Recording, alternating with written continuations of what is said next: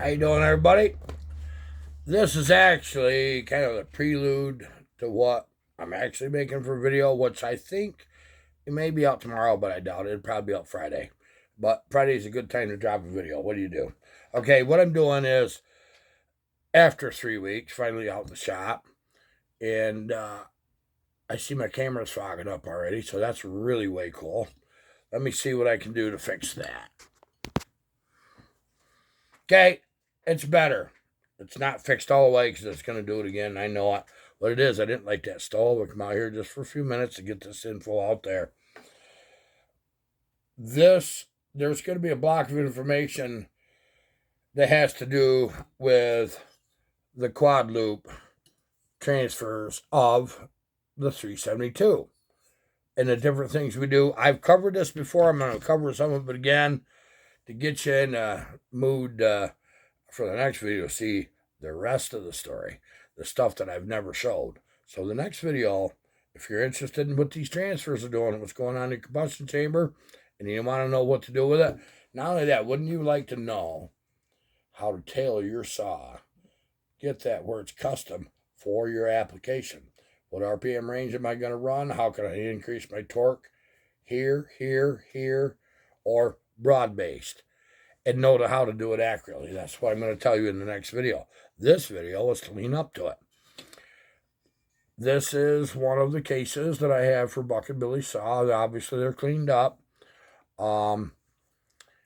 This is an aftermarket. This happens to be a highway cylinder from Ryan at Wolf Creek. I love them. I've been having good luck with them. Way cheaper than OEM by far, but still really good quality. Now, something I don't know is we can actually get OEM anymore for these 372s. Maybe you can. Where my problem always has been with these is when that cylinder's on there. Let me see. I suck at these kind of videos, so just bear with me. But the path right here, that air's got to go up. It follows around that crank, well, from this direction, and has to find its way right through there. See that right there? That is just absolutely blocked. But enough gets up there that stock, they still run pretty good, didn't they? Now, this is not the cylinder I'm using on a saw, and it's actually not caught like it's going to be when I do use it, but it is one that I got ported. I just haven't, I think I was testing a piston or something, but this will at least give you the idea. Okay, now you see in that one how much more room you got. You got that little shelf there. See how much more room, but you see when you're matching them, you got to match them right there and right there also. I'm going to tell you what I'm going to do, and we're going to have better lighting because we need it on the next video. You can see where we're headed. We're getting more air out of the cases when the piston's coming down to go up the transfers. Right there. It starts right at the bottom of the cylinder, guys. It really does. The next set of things I show, which I've got to get my whiteboard out, and oh, there, it's over there. I didn't even know where it was. I had to stop and I know I got it, and I didn't go anywhere with it. We're going to draw funny pictures. I'm a terrible drawer. I are not a good drawer, but you're going to get the idea of what I'm accomplishing when I'm doing this port work.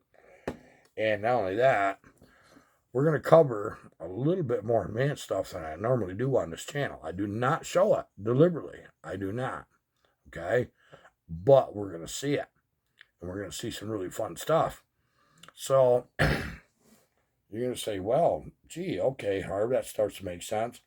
I've tried so hard to keep everything right at entry level. Just basics. This is where you get started. Let's jack it up just a bit and have saws that really, really, really run good. This is what we want, isn't it? Good. We're on the same sheet of paper.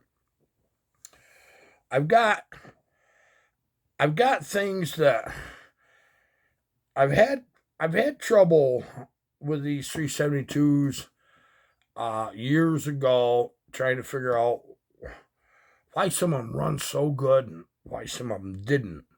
And I tell you what I did find out, and you're going to see this in the next video.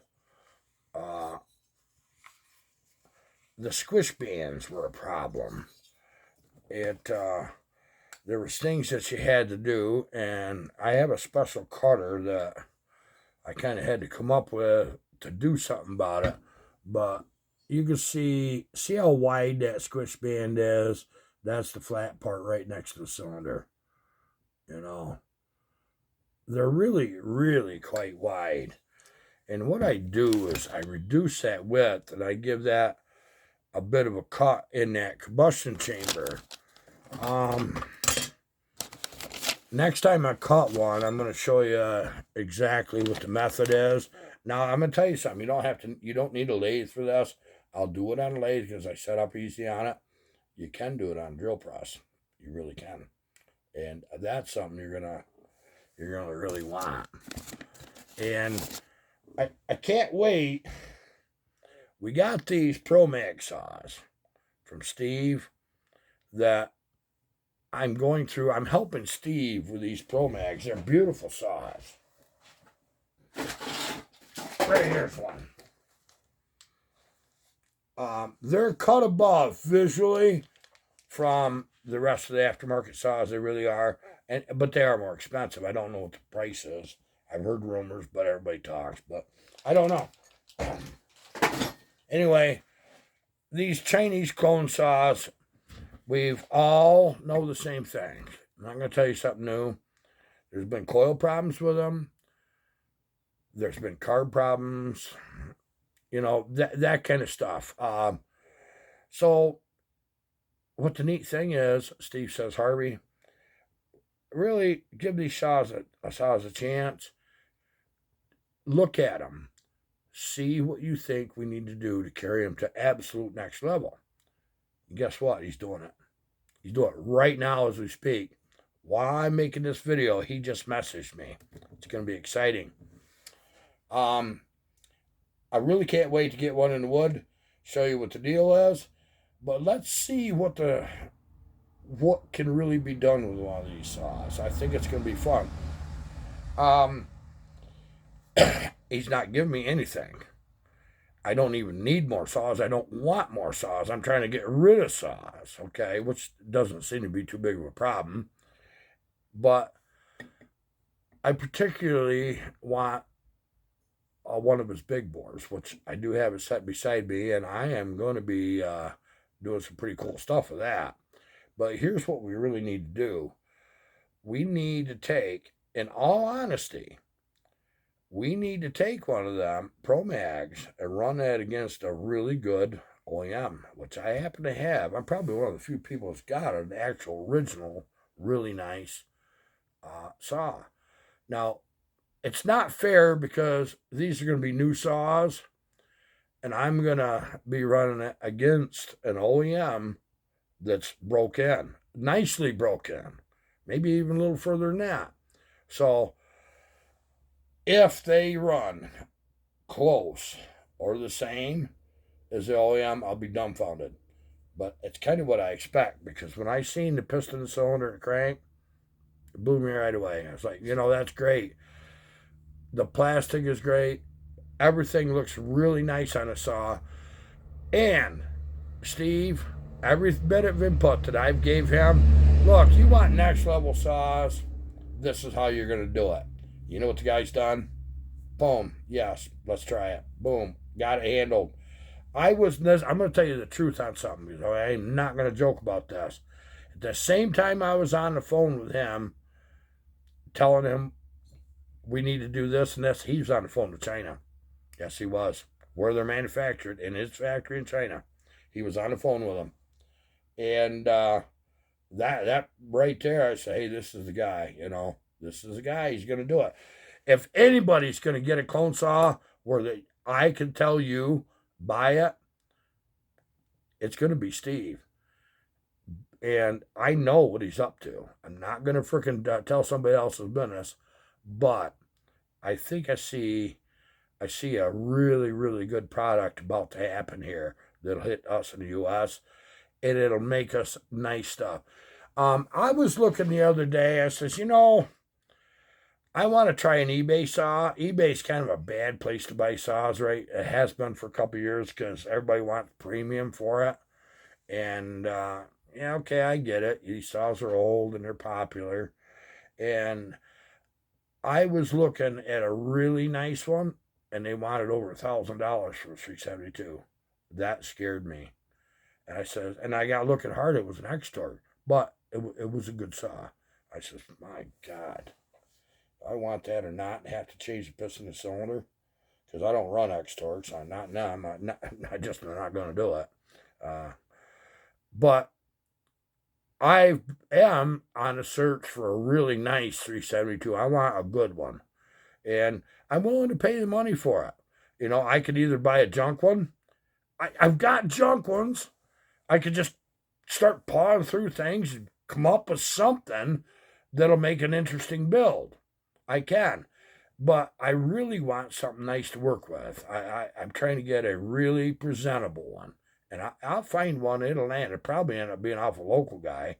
Well, it probably won't because they were all loggers. And you know what loggers do to saws? They run the snot out of them for about 10 years. And then when it quits, it's probably wore out and they throw it under the bench for another 10 years. And then they'll stop in somebody like me that just putters on saws. And it's like, well, yeah, I need this one fixed and I need this one fixed, but you got use for this whole thing? Yeah, I do. Yeah, I want it. We've been off for a few weeks. I've actually been working my butt off. I think I got everything all taken care of because when I was so damn sick there now, it's been 2 years since AFib first hit me. That dropped me right to my knees like a sack of hammers. And then I had a heart attack because it was 6 months before I get surgery. And then I woke up with pneumonia. And then you know what I found out? I found out at my last cardiologist visit, they never told me this. I had a mini stroke. It was like, oh man, I remember that day. It didn't affect me like it can. But I mean it did, but it didn't. It was a pain in the top of my head. And right my right eyeball went real wonky. But my lips right here are numb and my face right here is numb.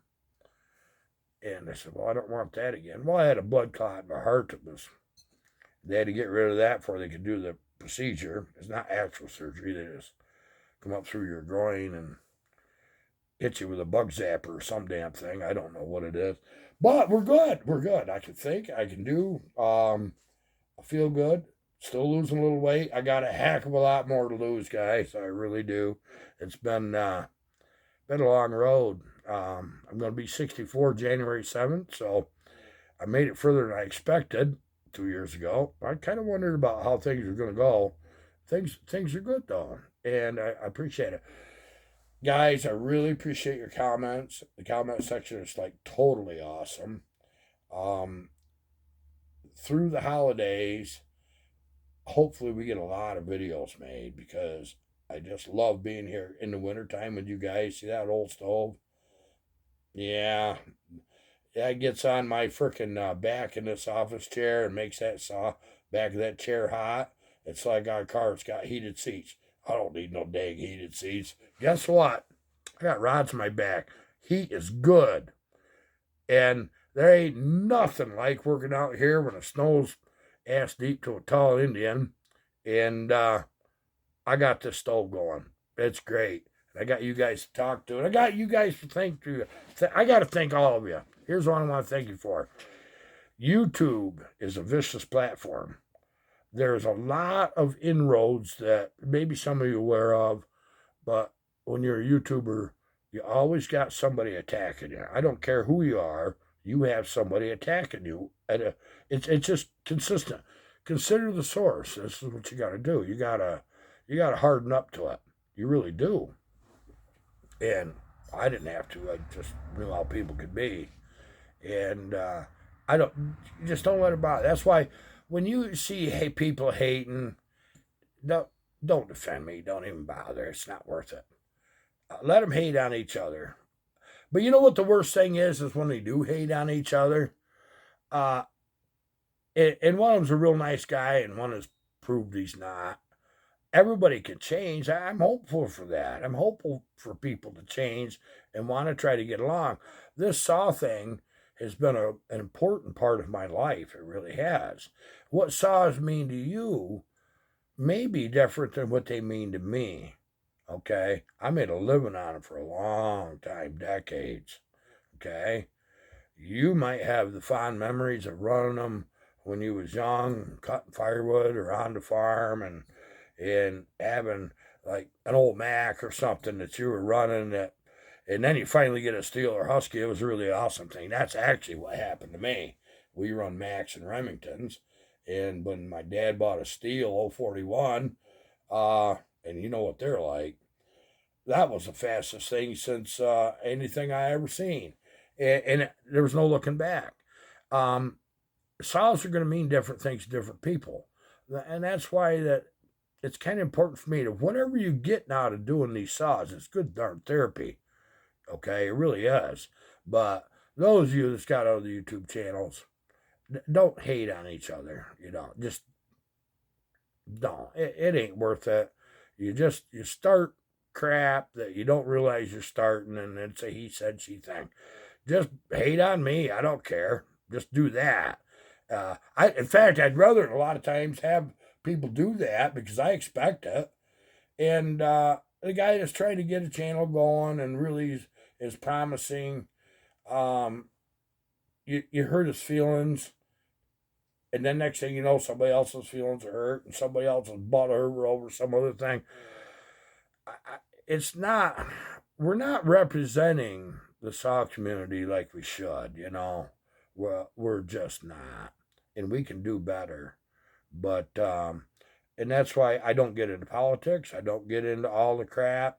And I'll tell you why. I don't know how many times I've looked at it in the last 4 or 5 years that, I really don't want to do YouTube. It's 0.25% of my life. That's it. These chainsaws are 0.25% of my life. I am a busy guy. And I'm always going to be that way. So I was putting so much time into YouTube, I was letting things go that shouldn't have been let go. And I wasn't taking care of things on the home front like I should have. So then when all of a sudden I took sick with that AFib and heart attack stuff, I already had a backlog of things that had to be done. But I was up to that point. I was managing. Okay. Barb, what's the most important thing you need today? She'd tell me, boom, do that. And then she'd turn around, boom, boom, boom, boom. And I'd do everything I could. Well, that stopped all that. So I paid my dues now, and I learned a lesson. Never, if you want to be a YouTuber, do not sacrifice your personal life for this screen. Do not do it. Because your people, if they love you like I love them, they're going to be here when you are able. You can't always visit your friends every time you want, but you sure are glad when you get to see them, and I'm glad to see you. I'm glad to see you guys. I thank you for being here. I thank my subscribers. I have a lot of people that's not subscribed. That's your choice. You're watching still, and that's all I need. I have never been here to get a high subscriber count other than I got one, I think. For me, I think it's pretty darn good. 38,000 headed toward 100,000. This is the way it works. I don't need more subscribers. It's appreciated when you get them. It really is. The thing is, always remember, if you're working on a saw and you got a problem, email me. Just email me. If I got me on WhatsApp, hit me up. If you got my phone number, it's a reason I've already talked to you, call me. But you can always email me with your questions. I'll do my damnedest to get back to you. It's ironhorsechainsaw@gmail.com is how you get a hold of me for a question. Don't think a question is a dumb question or a stupid question. The dumbest question you can ask? The one you don't ask. That's dumb.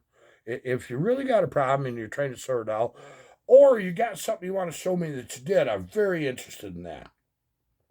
Like I said, chainsaws have been a part of my life for a long time.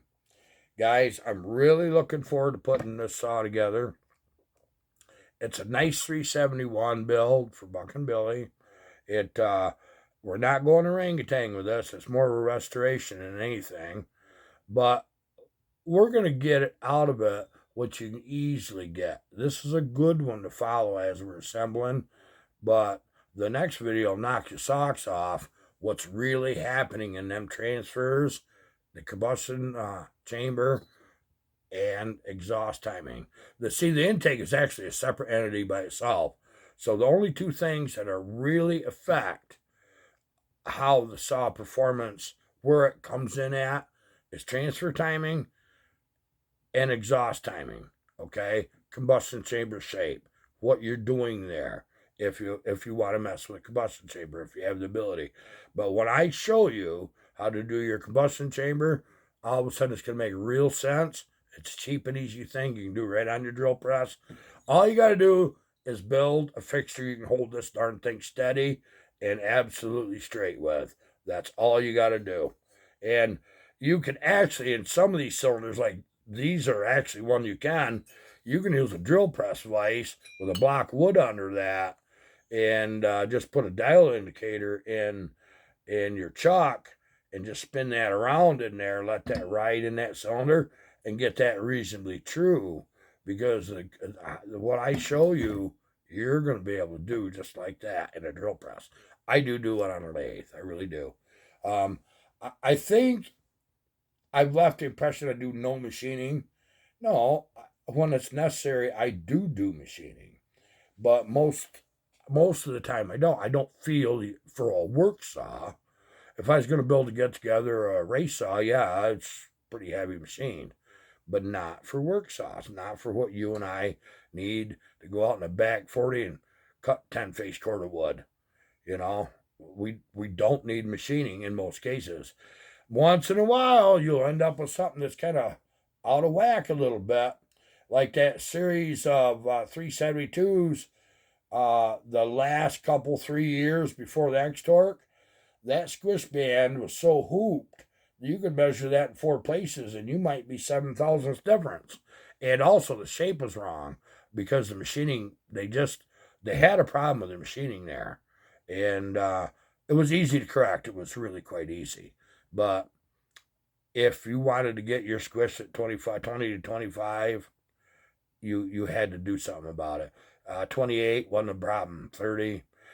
Now, I'm going to tell you something. If you got 30, 35,000 squished, don't think, oh my God, that's the end of the world. It's not. That's fine.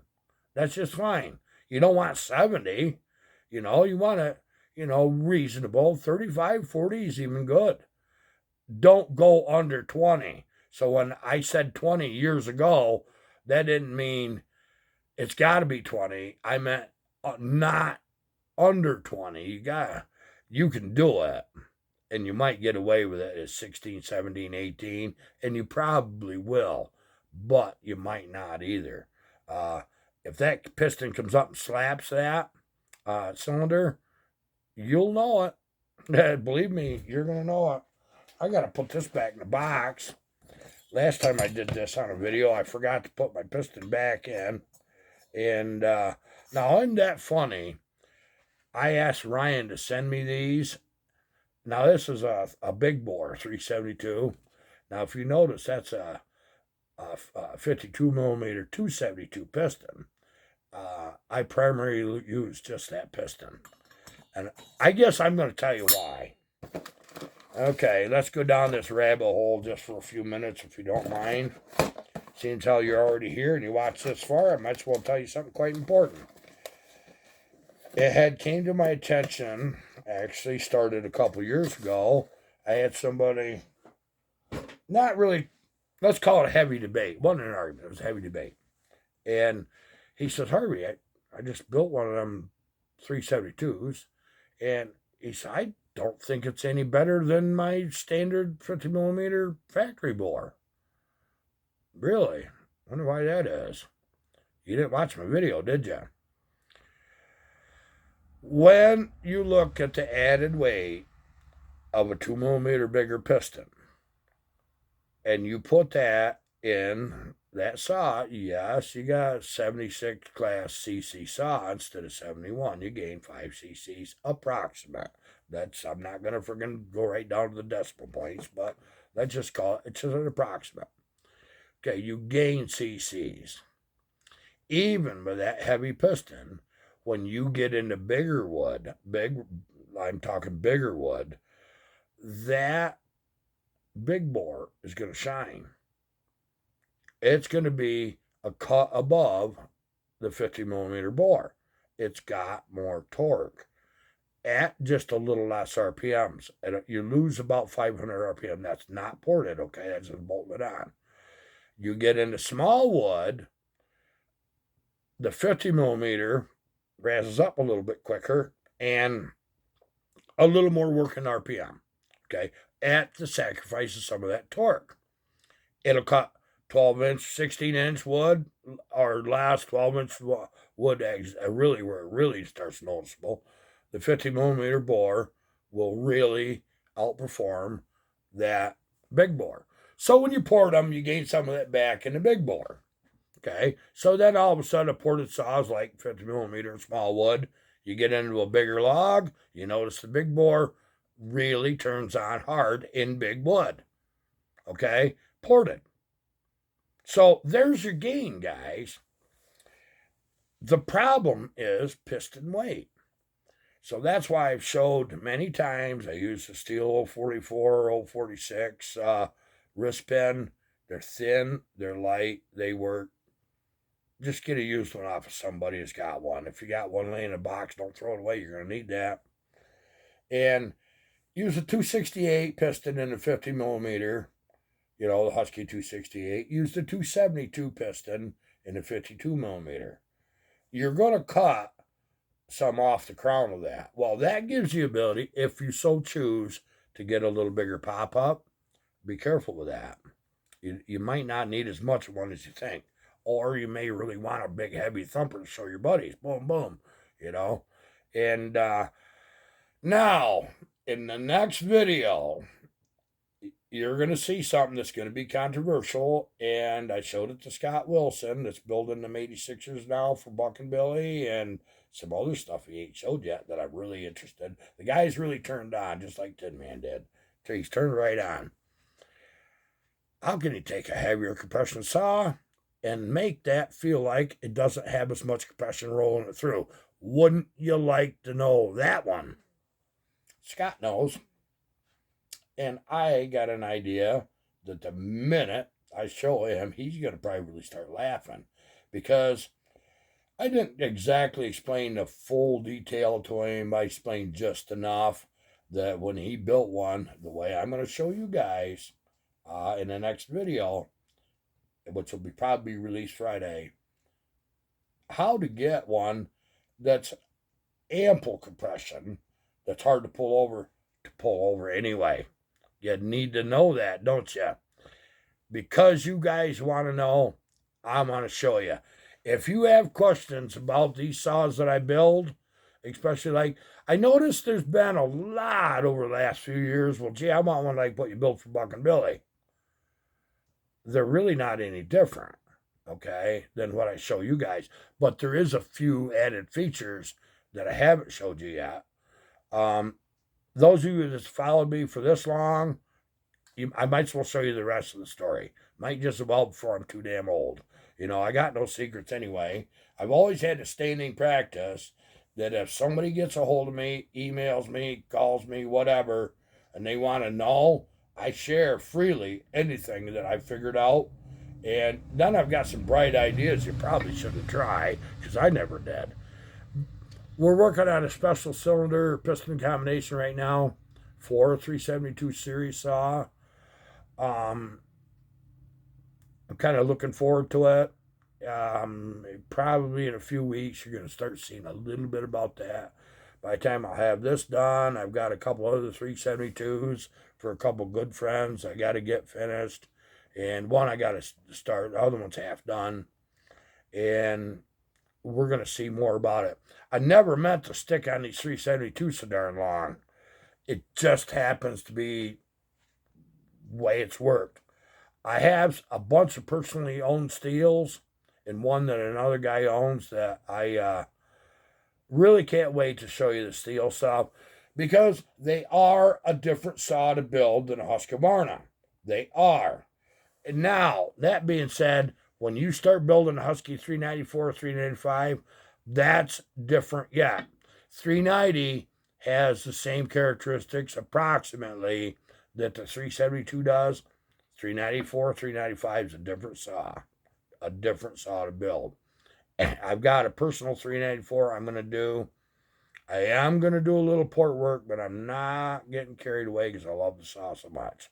I don't want anything bad to happen ever to it, so I don't want to overhorse it. I do have a 395 carcass that got ran over by a skidder that I think the cases are good. If they are, we might as well freaking let that be the smackdown saw. I mean, they're big enough, right? Guys, I gotta go. No fire. I'm out here in a t-shirt, and thank you for being here. I appreciate all of you. Take care. Goodbye.